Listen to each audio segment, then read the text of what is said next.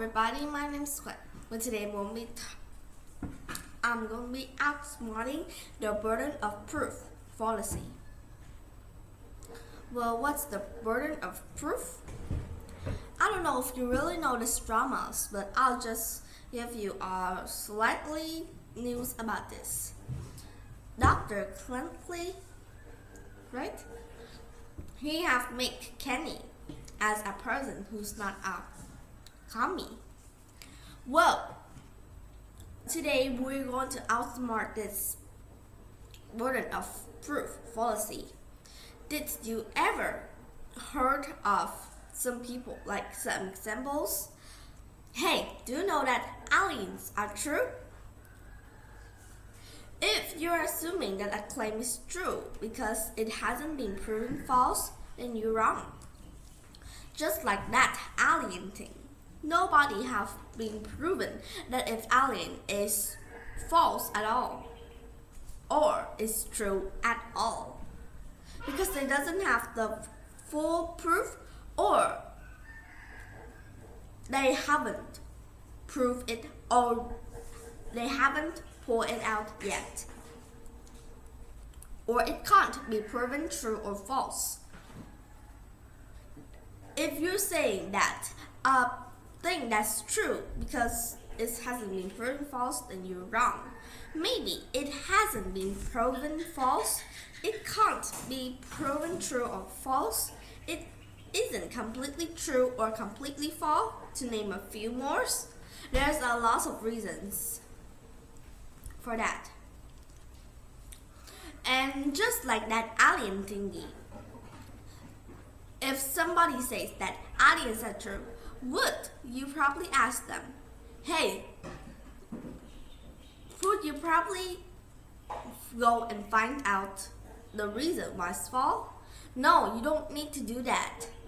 Because why not just say, can you show me the picture or the UFO? And that's it. That's a way to prove that they're providing are also a little bit false for yourself.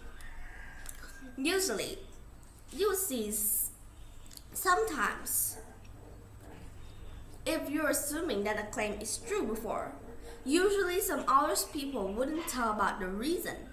But if you're telling it is false, then you need to have proof. So when you're telling something that sounds true by your opinion, then you must tell them the reasons and the proof.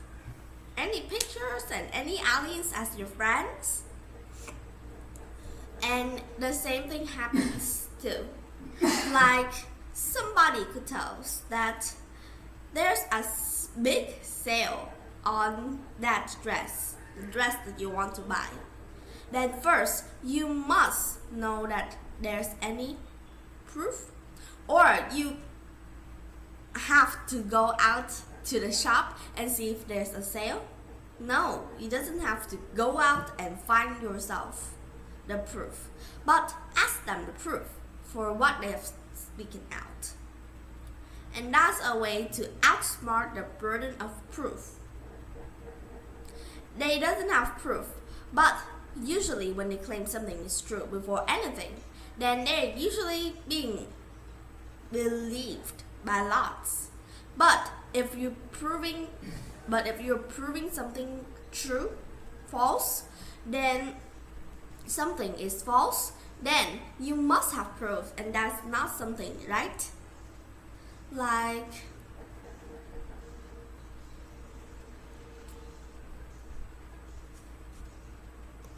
let me give you a test.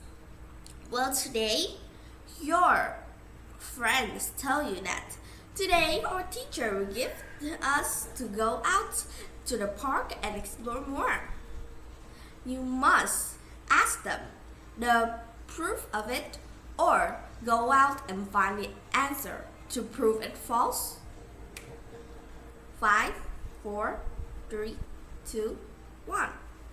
Ask them for the proof is the correct one. Why not ask them proof? So today we've learned about the burden of proof fallacy. And it was kind of something fun. And usually it will happen in our daily lives a lot of time. Back to the Dr. Clanny. After the burden of proof fallacy, everybody have known that all his information about Kenny is wrong, and it doesn't even follows any rule, and he still can work as long as his work stands, but he can never run any kinds of others roles anymore. And in that time, Kenny is a real person and is committed, and that was something that's really, really fun. And I hope that in the past time, the government must have to do that faster, or else there would be more information about this burden of proof. And today we've learned about the burden of proof. Try to ask yourself some questions and see if the burden of proof really means something that means to you, and see if the burden of proof is something that you already master at. And goodbye. See you next time.